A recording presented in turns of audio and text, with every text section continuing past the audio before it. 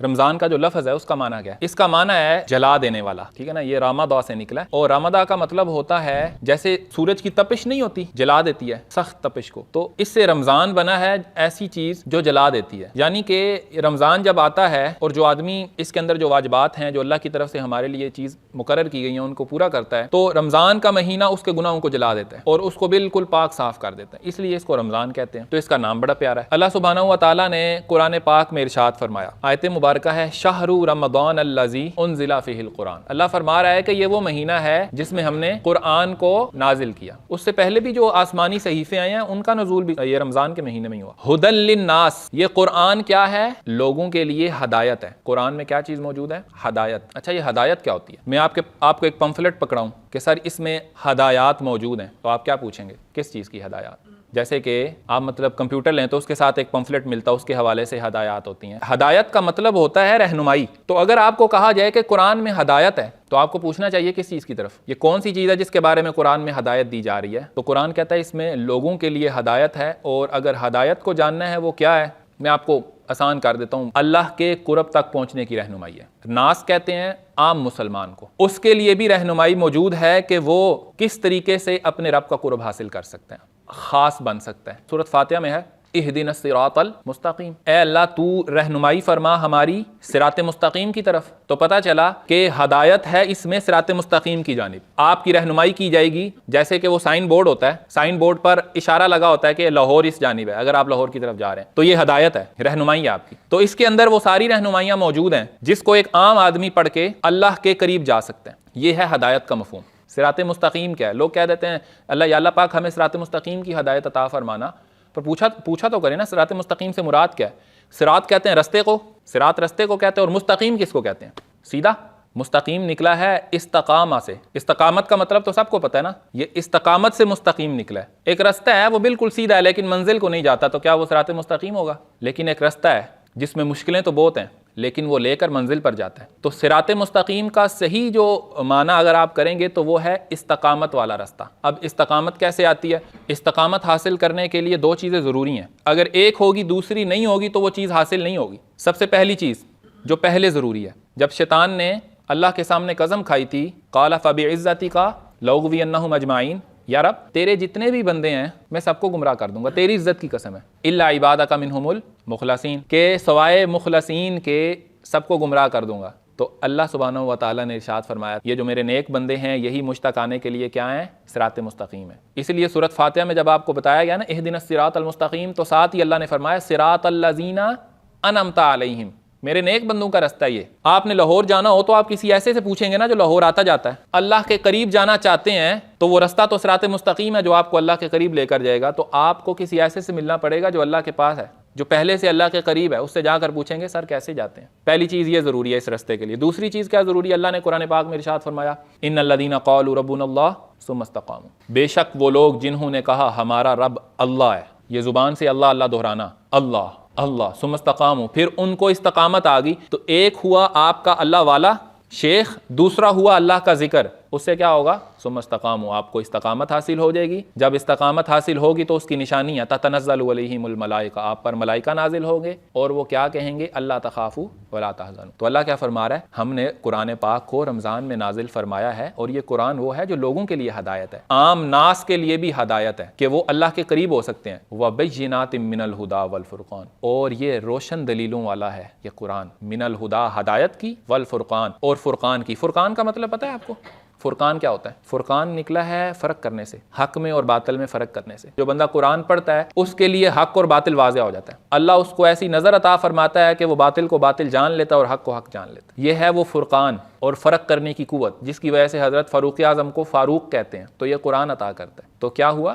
اسی میں وہ روشن دلائل موجود ہیں۔ اگلی آیت ہے فمن کان منکم مریضا، یہ ایک ہی آیت کے اسی آیت میں فمن کان منکم مریضا او علی سفر فعدۃ من ایام اخر، ایک ہوتا ہے مریض اور ایک ہوتا ہے تمریض۔ مریض وہ ہوتا ہے جو واقعی بیمار ہوتا ہے، اور تمریض وہ ہوتا ہے جسے لگتا ہے میں بیمار ہوں، اسے رمضان میں لگتا ہے کہ میں بیمار ہوں، ویسے وہ بیمار نہیں ہوتا، ٹھیک ٹھاک ہوتا ہے۔ رمضان کے ذریعے بہت ساری بیماریاں بھی جل کر ختم ہو جاتی ہیں، لیکن کچھ بیماریاں ہیں ہم اس میں نہیں کہہ سکتے۔ اگر ڈاکٹرز نے آپ کو بولا ہے کہ روزہ رکھنا، ایک چیز ذہن میں رکھیں، روزہ رکھنا آپ کے لیے نقصان دہ ہو سکتا ہے، اگر ڈاکٹر بولے کہ آپ کی بیماری بڑھ جائے گی، یہ آیت ان کے لیے فمن کان منکم مریضا او علی سفر، دوسرا بندہ ہوا ہے جو سفر پر گیا ہوا ہے۔ اب ایک آدمی سفر پر نکلا، اچھا یہاں پر سفر سے مراد یہ نہیں ہے یہاں سے راجہ بازار جانا ہو تو سفر ہے، یہ سفر نہیں ہے، ٹھیک ہے؟ یا پھر بندہ بولے زندگی ایک سفر ہے لہٰذا چل بھائی، یہ بھی سفر نہیں ہے۔ سفر سے مراد شرعی سفر ہے۔ شرعی سفر کہتے ہیں، مطلب علماء کے اس میں مختلف موقف ہیں۔ بہت زیادہ علماء کا قول ہے 92 کلومیٹرز، ٹھیک ہے، 92 کلومیٹر، یعنی یہاں سے آپ نکلنے لگے ہیں اور آپ کو پتہ ہے میں نے لاہور تک جانا، لاہور تک تو 300 کلومیٹر ہو جاتا ہے، بہت زیادہ ہو جاتا ہے۔ اب آپ مسافر ہیں، آپ روزہ چھوڑ سکتے ہیں۔ یہ دو بندے ہیں جن کو چھٹی ہے۔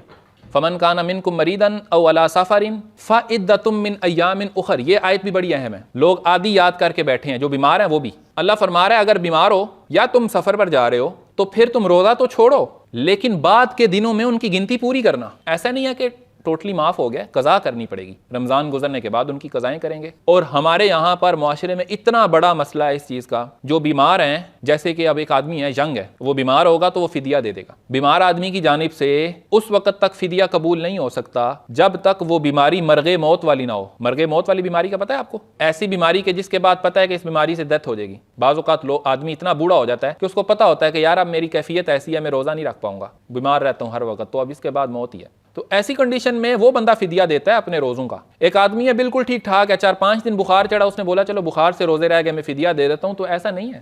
جس بندے کو امید ہے ٹھیک ہونے کی، وہ بندہ جو ہے روزے ٹھیک ہونے کے بعد رکھے گا۔ اگر اللہ تعالیٰ نے اس کو موت دے دی تو پھر وہ اس کے جانے کے بعد اس کے پچھلے جو ہیں وہ اس کا فدیہ دے دیں گے۔ یہ بڑی اہم ہے، اللہ نے آیت مبارکہ میں ان کو بیان فرمایا۔ فمن کان منکم مریضا او علی سفر، جو مریض ہیں اور جو سفر پر ہیں، فائدۃ من ایام اخر، ان کے لیے ہے کہ جب یہ مرض اور سفر ختم ہوگا تو اس کے بعد رمضان کے بعد کے دنوں میں اس کی قضا دیں گے۔ یرید اللہ بکم اليسر، کہ اللہ تو یہی چاہتا ہے کہ تمہارے ساتھ آسانی کرے، روزہ رکھنے میں بھی آسانی ہے۔ کینسر جیسے امراض جو ہیں آپ کے بلڈ سے ختم ہو جاتے ہیں، تو بہرحال اسی لیے اللہ فرما رہا ہے کہ ہم نے آپ کو نماز دی ہے، روزہ دیا ہے، اس سے آپ کی آسانی مقصود ہے، آپ کی بیماریاں ٹھیک ہوں گی، آخرت کی نعمتیں تو ہیں، دنیا میں بھی آسانی ہے، اللہ بہتری چاہتا ہے تمہاری۔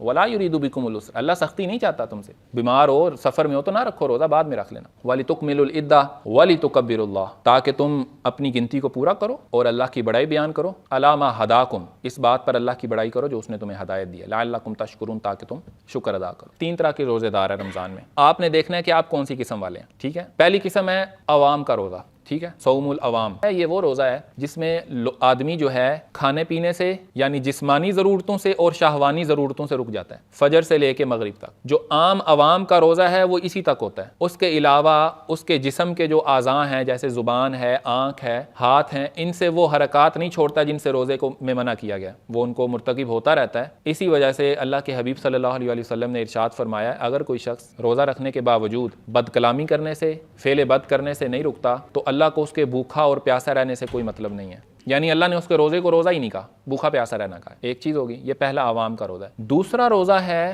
خواص کا روزہ۔ اس روزے کے اندر روزے کا ظاہری اور باطنی دونوں معنی پورے ہیں، کیونکہ روزہ صرف روزے کھانے پینے سے رکنے کا نام تو نہیں ہے نا، یہ تو اس کا ایک پورشن ہے۔ جو بندہ کھانے پینے سے اور شہوانی خواہشات سے بھی رکا رہا اور اس کے علاوہ فحش کلامی سے، جو اس کی باطنی چیزیں ہیں، ان سے بھی رکا رہا، ایسے بندے کا جو روزہ ہے وہ روزہ خواص کا روزہ ہے، اور کم از کم خواص کا روزہ ہمارا ہونا چاہیے۔ اور اس کے بعد انہوں نے تیسری قسم لکھی اور وہ ہے خواص الخواص، خاص الخاص روزہ رکھنے والے۔ یہ عام لوگ نہیں ہیں، جو خاص الخاص روزے والے ہیں نا، ان کا روزہ ہمیشہ کے لیے روزہ ہی ہے، وہ کبھی افطار ہی نہیں کرتے۔ یہ ظاہری روزہ مراد نہیں ہے، اس سے مراد ہے ایسا شخص جس کی نظر ہمیشہ اللہ پر رہتی ہے، ہر چیز سے روزہ ہے، اس کی روح ہمیشہ اللہ تعالیٰ کی تجلیات میں رہتی ہے، اللہ کے علاوہ وہ کسی اور چیز کو نہیں دیکھتی، ایسا بندہ ہمیشہ روزے میں ہوتا ہے۔ اور یہ ہمیشہ روزے سے بھی رہتے ہیں، یہ لوگ ہمیشہ نماز میں بھی رہتے ہیں، ان کی نہ نماز ختم ہوتی ہے نہ ان کا روزہ ختم ہوتا ہے۔ روزے کی تو سمجھ آ گئی، نماز ان کی قائم ہو جاتی ہے۔ اقیم الصلاۃ کا مطلب مولانا نے بڑا خوبصورت بیان کیا۔